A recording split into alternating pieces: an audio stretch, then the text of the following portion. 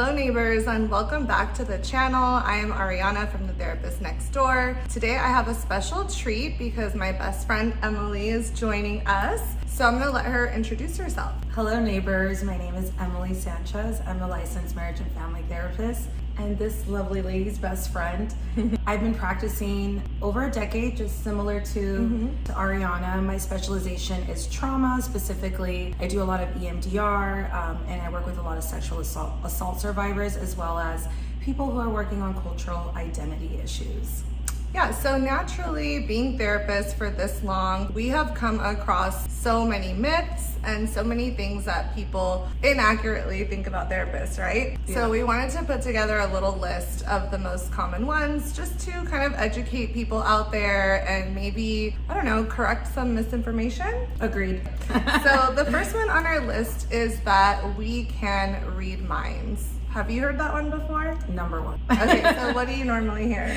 Oh, it's usually when you first meet someone and you tell them what you do, they're like, oh, are you reading my mind right now? Yeah. Or just even, comments around, oh, I feel nervous around you because you know what I'm thinking. Yeah. That's usually what I get. What about you? Yeah, no, I agree. And I mean, not to be rude, but that's like a psychic or like a medium or something. You have to redirect them, right? I wish I had that gift, but I don't. Same. Right. Of course, as therapists, we've picked up on, I guess how to read body language, or maybe, I think most of all, like for therapists and the therapy we do, it's mostly picking up on maybe like somebody's emotional change. Oh, right. Like, if they look like they're about to cry, like you may want to ask them about that if you're in a session with a client. Or slow down and just kind of hold space for that, especially with my line of work, because I do a lot of EMDR, which is heavily focused on the body. So paying a lot of attention to any micro changes in the body, but not necessarily reading minds, but it's right? not mind reading. We don't have that gift, no. So that's probably something that's worth clarifying. So why don't you take this next one? People think that we're gonna just fix everything. Right. So I think another myth is that we are fixers, and I think that's also tied into some people's expectations of therapy or preconceived biases around what therapy is, that we're fixers and that we have that kind of power. Unfortunately, we're not that powerful. Right. Therapy is very much a two-way street in regard to the work that you put in, right? It's an honest feeling for someone to feel that, because sometimes when people come to us, they're so desperate, and just so eager to be helped that they're at your mercy almost, right? For some people, it's so hard to even get into therapy, and the process of finding a therapist and just working through either it's a taboo or it's the money or it's just that general process can be really intimidating. Right. So it's almost like they're putting all their eggs in that basket that once they get into therapy, it's going to fix everything. Right. And something that Emily and I talk a lot about is that therapy is great and it can unlock things and give you insights, but it's really the work that you do based off of what you discover in therapy between sessions. Because if you think about it, you're only seeing your therapist at most once a week, and a lot of people only do every other week. So I have clients that come in once a month. Right. It's as with anything in life, whether it's you want a better body or you're working on your business, you have to put work into it. Right. So we're not gonna be the end all be all of your life and fixing your problems. Or one shoe fits all type of thing. But yeah, I think that's the thing too. And sometimes, because of whatever your circumstances are, sometimes we do get clients. I mean, you specialize in couples, and sometimes you get couples that they should have been in therapy 5 years ago. Oh my gosh, yes. So it's like, oh my God, yes, we would love to have the power to fix, but unfortunately when it comes to the work, it is absolutely without a doubt a two-way street. Yeah, and I don't say this to be defeatist, but sometimes it is too late, or there's so much work that needs to be done. So just managing expectations, I think, is important. Right. When you go into therapy, understanding that's going to be a great step. You're going to have to put your part too. And I think sometimes it's really humbling, because it's like, okay, maybe I have a 34-year-old that comes in and their trauma happened when they were 15. You've been dealing with this for almost 10 years. Right. It's going to take more than a week for you to feel, fixed or whatnot. Yeah. I also like to challenge clients into understanding that they don't need to be fixed, and so if you don't need to be fixed, then I don't need to be your fixer. Yeah. I would say one more thing to add here is that it's great to have a great therapist therapist that you feel really comfortable with, but this might be a radical opinion. Like, life is hard, and sometimes you're just gonna have a bad day or a bad moment, and having that session, it might make you feel a little bit better, it might not, and that's just an important thing to consider as well. What we say in the trauma world, it gets worse before it gets better. There you go. All right, so I think this one probably should have been number one, because we get it so much, and probably any therapist out there would agree, is that when we meet people, they think that we're analyzing them, or they use... that should have been number one. They use the phrase like, oh, are you gonna psychoanalyze me? I mean, I've had so many like romantic interests say that to me when they're trying to flirt, or they're trying to meet me, people in general that I meet. What about you? Oh, I've had boyfriends of 3 years still accuse me of that. Right. So I think the first thing to clarify there is that psychoanalysis is a very small branch in the psychology world. It's came from Freud. I don't know if you guys know what that is. Very specific. It's branch. when you think of the people laying on the couch and they're doing a lot of like interpretation and dream work, and they're talking about their childhood and their relationship for years, right? And it's the blank slate approach. We don't do that. Neither one of us do that kind of therapy, and we don't really know that many therapists that do that either. So it's pretty uncommon. So I would just say, as like an educational piece, probably stop using that term because it's so rare. I know they've modernized it, and I know that in LA they have a center of psychoanalysis. I don't remember the name, but it's still not what you think it is. Yeah, we're not gonna bore you with the details, but it's not what we do. So that's like the first, I guess, funny thing to correct there. What do you think about just the idea of people feeling like they're being analyzed? I think it goes directly back to the fact that all humans don't like to feel vulnerable. And so when they meet someone who has a skill set like ours, where we just work with people all day and emotions, like I think there's a certain like level of insecurity or maybe vulnerability, like maybe feeling vulnerable. That's such a good point. You know, I feel that way sometimes when I have met, or I'm gonna maybe go on a date with somebody who's like a personal trainer. I'm like, oh my God, they're gonna be looking at what I eat or my body. That's a good comparison. So I guess that kind of makes me see it in a different way. But I don't know, I guess for me, I would just want to say that's certainly not my intention when I'm meeting people, especially if I'm not on the clock. Like, I'm just a normal person. I want to connect with people. I can't unlearn what I know. So yes, I may be more inquisitive. I know I'm really good at asking questions. I may pick up on something that, I don't know, somebody who's not a therapist wouldn't. But I'm certainly not trying to diagnose you or like dig into your world in a way that would be uncomfortable. We're not fighting ourselves to shut that part off. And especially, we've been doing this for over a decade, so like we're pretty good about having that boundary. And I think we speak for most therapists, right? And look, there's always some bad apples out there. Maybe there are some therapists that misuse their power, and that's true, and that does exist. But for the most part, the majority of us got into this field to help people. And I think a lot of our work comes from relatability, and we want to make ourselves relatable. And so we have to carry ourselves like that in all aspects of our life. Absolutely. You know? We don't want to work for free, but I think if you became a therapist, you naturally are curious about people.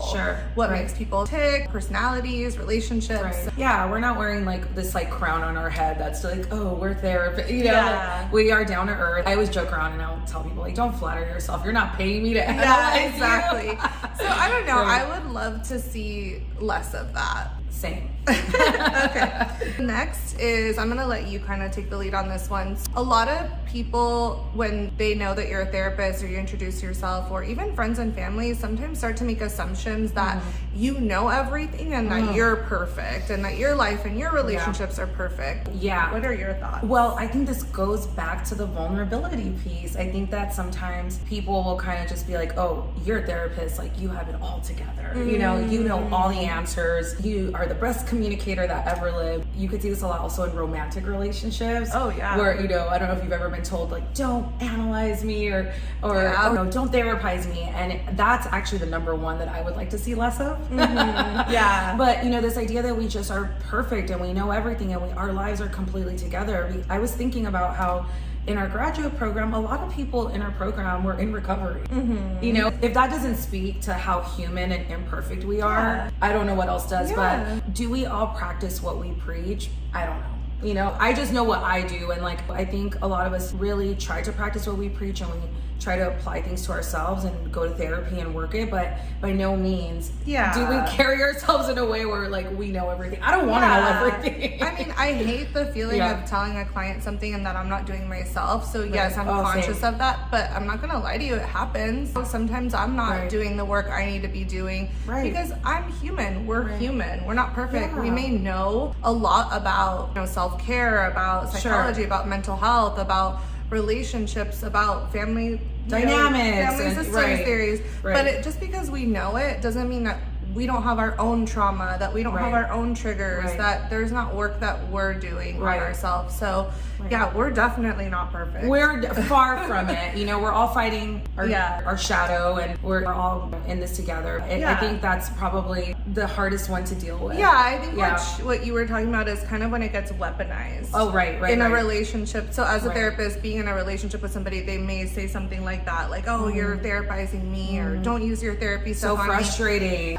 And look, I do want to say to the other side of that, yes, it might be challenging to be in a relationship with a therapist because they may know a little bit more about communication skills or certain things, but I would say instead of weaponizing it, be vulnerable and just let your partner know, hey, that didn't sound right to me, or I kind of felt like, you know, I kind of feel like maybe you switched hats. Like, this is a story I'm telling myself. Everyone's allowed to have reassurance. It's just, again, like, it's the way that you say that, and the way that you give that feedback. Exactly. To end that, we're not perfect. Yeah, we're perfectly imperfect like everybody else. So the last one we have on our list as far as one of the biggest myths about therapists is that therapy is about giving advice. It's so much more than that. I would say advice would be if you think about a mentor or maybe even a coach. I heard a quote a while back that really spoke to me, which is therapy is not about you giving people the solutions, but helping them to discover their own solutions. So sometimes when I work with clients, I'll know what they need to do. Like, they need to leave that relationship or that job, or they need to move. But it's not my job to tell them to do that, because if they need to feel that for themselves in order to be motivated to shift into that.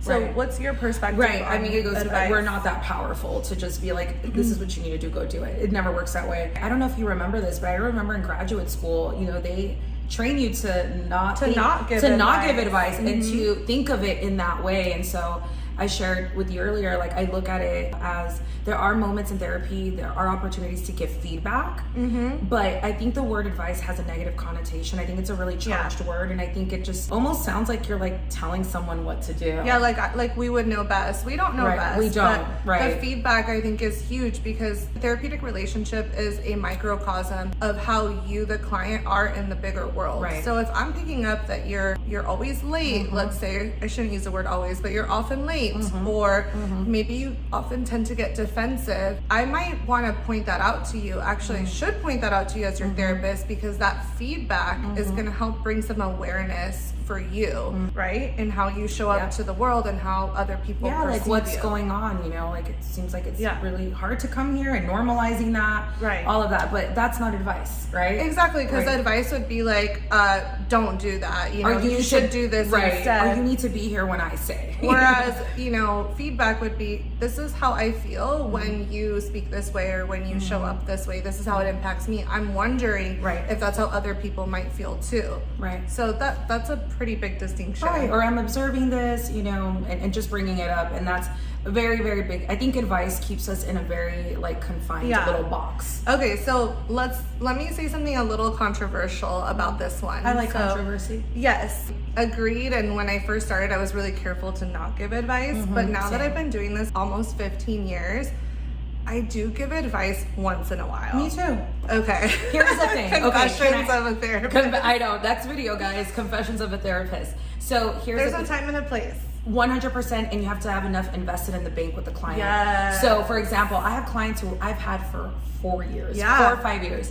And sometimes they're like, you know what, Emily, I just want to know what you think. And I'm like, here it is. But I always say, take it with a ginormous grain of salt. And, you know, also know that if you're allowed to break your own rules, and if you decide to, you know, go the other way, I'm still here. And there's no judgment. There's a scene. So one of my favorite movies is It's Complicated with Meryl Streep and Alec Baldwin. I don't know if you've seen it before. Oh my God, I don't think I've seen it, but I've heard of it. She has a fabulous therapist. He has this giant dog. Of course, I remember all these things.